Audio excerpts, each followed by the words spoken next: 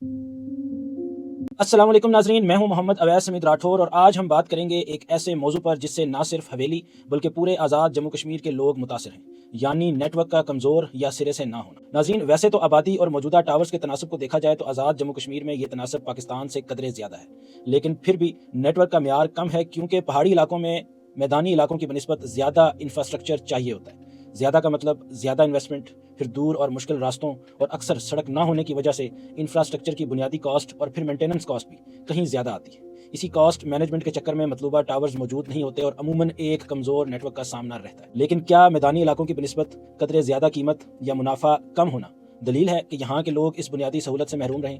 कतई नहीं। फिर अगर वाकई कोई इलाका कारोबारी लिहाज से मनफी हो तो ऐसी सूरत हाल में भी लोगों को इस बुनियादी हक से महरूम रखने की कोई दलील नहीं है।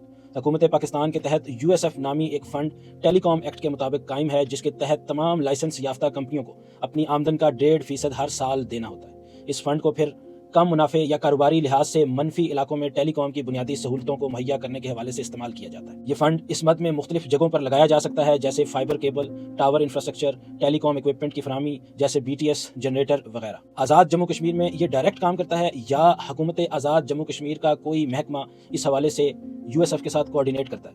इस बारे में मैं हतमी तफसील फ़िलहाल नहीं ढूंढ पाया, लेकिन फाटा और बलूचिस्तान में ज़ाती तौर पर USF के प्रोजेक्ट्स पर काम कर चुका हूँ, जहाँ पर हवेली के मुकाबले में आबादी इंतहाई कम थी और इलाकाई दुश्वारी हवेली की बनिस्बत कहीं ज़्यादा।